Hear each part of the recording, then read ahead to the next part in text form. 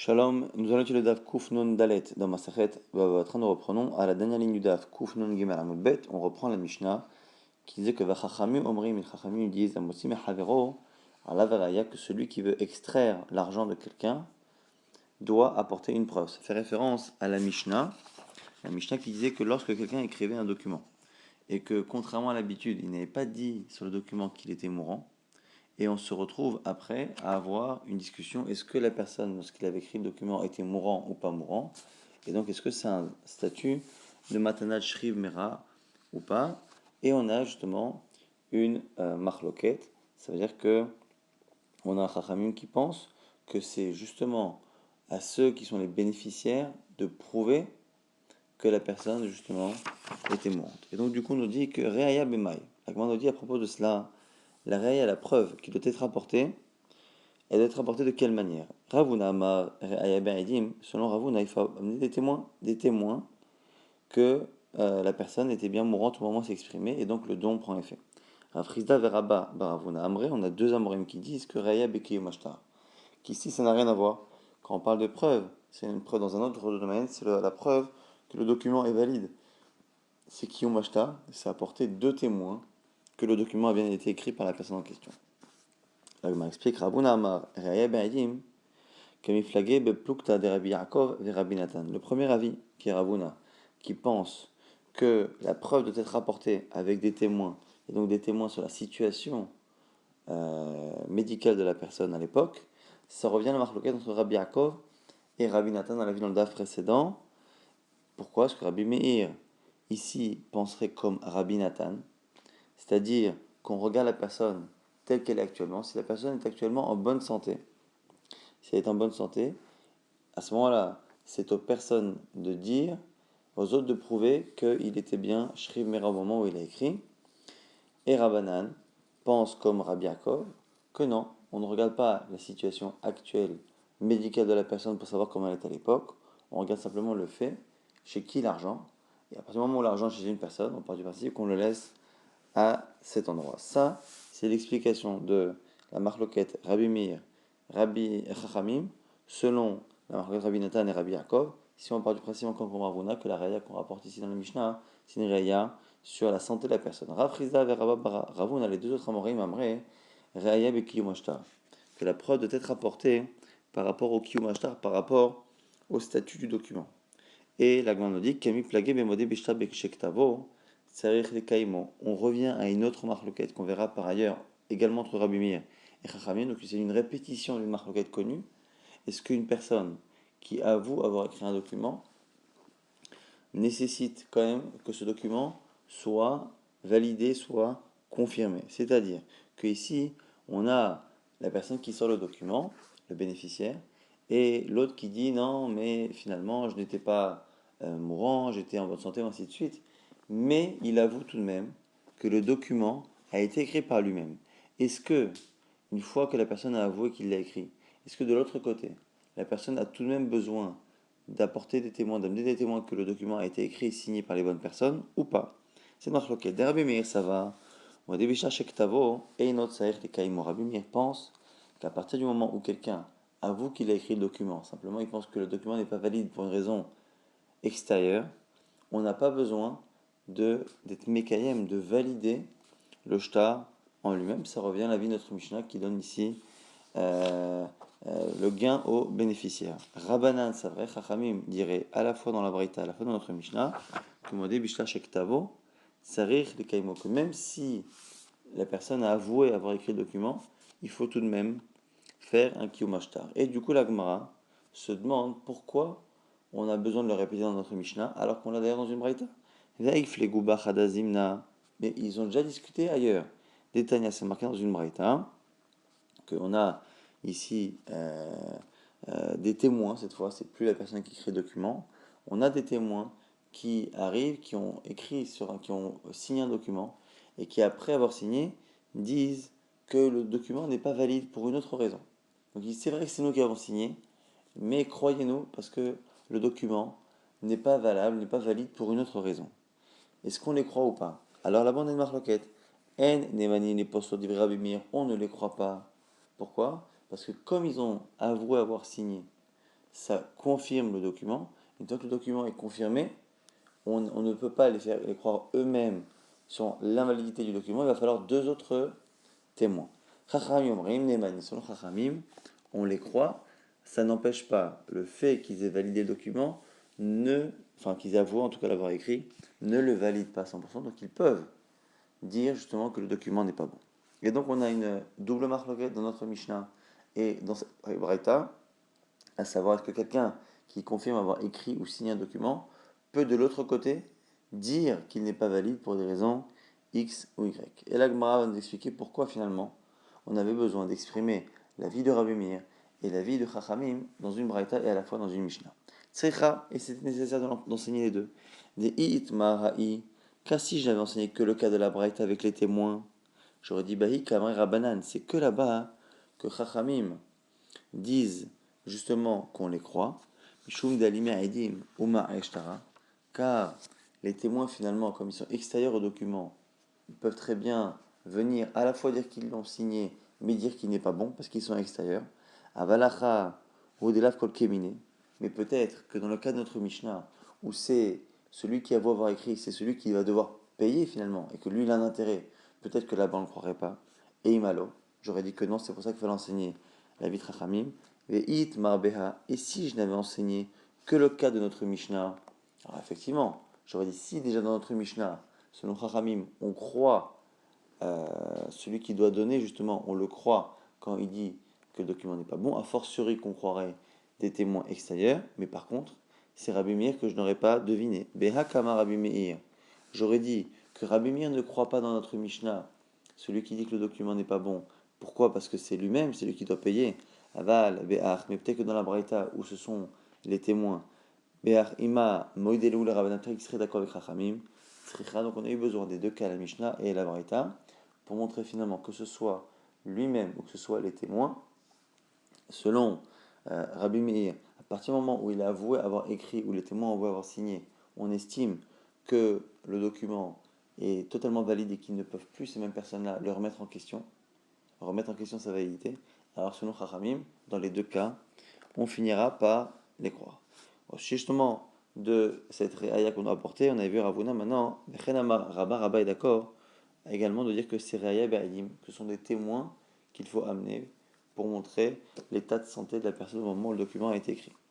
Amale Abaye lui explique Maï Ta'ama, quelle est la raison pour laquelle tu dis cela? Alors réponse, Inema Minekulhu Ktiv Behu. Si tu veux me dire qu'il faut apporter des témoins, c'est parce qu'en général, dans un document, c'est marqué quoi? Kadava me'aler al ragloi beshuka. Lorsque quelqu'un donne à quelqu'un de l'argent et qu'il ne le donne pas parce qu'il est mourant, on a une expression qui dit je me promenais et je lui ai donné. Je me promenais dans la rue, je lui ai donné. Pour montrer que finalement, c'est vraiment un don qui n'est finalement imputable à aucun état de santé, ni aucune crainte quelle qu'elle soit. Je me promenais, je l'ai donné pour montrer que c'est un don vraiment sans aucune raison. Et donc du coup, de dire que comme en général on dit ça, s'il est en bonne santé, et que là c'est pas marqué, c'est peut-être une preuve du coup qu'il était mourant. Mais tu peux dire aussi l'inverse, pourquoi? Adraba au contraire. Midekulo kat katsir verame be'arse. En général, lorsque la personne est mourante, c'est marqué qu'il était allongé dans son lit et qu'il était en train d'agoniser. Ve'aloktiva, et ça c'est pas marqué non plus dans ces documents. Shma mina bariave. Et donc ici, puisqu'il n'a pas non plus marqué la formule des gens mourants, je devrais déduire ici qu'il était en bonne santé. Donc du coup, si on veut déduire du texte, on peut avoir deux déductions totalement opposées, puisqu'en général, les gens en bonne santé utilisent une formule, et je me promenais et j'ai décidé de donner à telle personne. Ceux qui sont mourants disent j'étais allongé sur mon lit malade, agonisant, et j'ai décidé de donner à un tel. Le fait que chez nous il n'y a marqué ni l'un ni l'autre ne nous permet pas finalement de déterminer quel était le statut de la personne. Et donc du coup on peut imaginer qu'il était soit mourant, soit qu'il ne l'était pas. Et donc du coup, on laisse l'argent dans la chazaka, on le laisse et on laisse la présomption qu'on avait jusqu'à présent, c'est-à-dire que l'argent appartient à telle personne, on le laisse là-bas. C'est pour ça qu'il faut justement des témoins sur la situation médicale de la personne. Et la Gemara nous dit qu'au passage, encore une fois, on retrouve cette marloquette entre Ravuna, Rabba et les deux autres Amoraïm entre Rabbi Yochanan et Resh Lakish. Ou Beplukta de Rabbi Yochanan Amar, Reaya Be'adim. Rabbi Yochanan dit qu'il faut obtenir des témoins sur l'état de santé de la personne à l'époque. Rabbi Shimon ben Lakish, Resh Lakish dit, Amar Reaya Be'kium Ashtar, qu'il faut des témoins qui viennent au contraire valider le document, ça n'a rien à voir avec l'état de santé. Et Tiver Rabbi Yochanan et Resh Lakish, Rabbi Yochanan objecte à Resh Lakish. Marseille Bebne Brak, c'est l'histoire d'une histoire qui s'est passée à Bnei Brak. Un homme qui a pris les biens de son père, il a hérité de son père, il a vendu les biens, et après cela il est mort. Ils sont venus les hommes de la famille, lomar, et ils se sont plaints en disant, Katanaya bishat mita, la vente n'était pas bonne, car l'enfant a hérité en tant que mineur, et il a vendu les biens de notre cousin, ou je ne sais qui, alors qu'il était mineur. Donc la vente n'est pas bonne, et donc normalement ces biens-là restent dans la famille et doivent nous revenir. Au Baou Shalou et Rabbi Akiva, ils sont partis demander à Rabbi Akiva quoi faire. Mahou les Bodko. Est-ce que l'on peut aller vérifier le corps, regarder le corps, pour voir si physiquement il avait les signes de puberté qui montrent qu'il était bien mineur et non pas majeur? Amalahem, réponse de Rabbi Akiva, double réponse. Et Atem Rachaim Linavlo, d'abord vous n'avez pas le droit de toucher, de manquer de respect au corps, on n'a pas le droit même d'examiner un corps après sa mort. Et en plus, Simanim Asuim Leishtanot Lacharmita, ce genre de signes de puberté qui sont en général liés à la pilosité, peuvent changer après la mort. Et donc du coup il se peut qu'il ait eu cette pilosité à l'époque de la vente et que la vente soit bonne, mais qu'aujourd'hui on n'y trouve plus de pilosité et qu'on puisse croire à ce moment-là qu'il était mineur. Donc deux réponses de Rabbi Akiva. Première réponse, c'est qu'ils n'ont pas le droit de le faire. Et deuxièmement, quoi qu'il arrive, ça ne serait pas un bon examen. Alors là, ici, on a la réaya, la preuve de Rabbi Yochanan. Rabbi Yochanan qui pense encore une fois qu'il faut vérifier justement l'état de la personne. Et lui va comparer avec notre cas. Rappelez-vous, on a un document qui montre qu'une personne a donné un tel, et après on a une discussion. Est-ce que la personne qui avait écrit le document était en bonne santé ou n'était pas en bonne santé? C'est justement ça la discussion, et on doit apporter des témoins non pas sur la validité du document, mais sur l'état de santé de la personne. Et là, l'histoire est un peu similaire. On a une discussion entre les héritiers de la famille et ceux qui ont acheté les biens du fils. Est-ce qu'à l'époque où la vente a été faite avec l'héritier, est-ce que l'héritier était mineur, donc n'avait pas le droit de vendre, ou est-ce qu'il était majeur et il avait le droit de vendre et la vente est bonne? Et on voit ici qu'il cherche une preuve qu'il était majeur ou qu'il était mineur et non pas un kiyomashta. Bish la maladie dit, selon moi, Rabbi Yochanan, ça va. Damina Raya Ba'adim, tu vois bien que moi j'ai dit qu'il faut apporter des témoins sur l'état de santé de la personne. Ici, Kevan Damal el Kuchot Aitu Aidim, Velo Ashkechu, c'est que ici on demande en général d'apporter, on a dit, des témoins sur l'état de santé de la personne.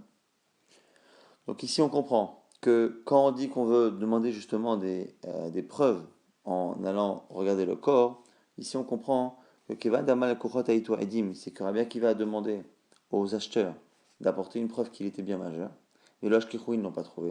Et donc, du coup, ils ont demandé à Ino de Karatou, ils sont venus, ils ont dit, vers Mroulé, ils ont dit à Rabbi Akiva, Mahouli Botko, on n'a qu'à vérifier le corps. Et là, les Didar, mais selon toi, Resh Lakish, Damat Raya, Bekiumashtar, que la preuve, c'est de valider le document.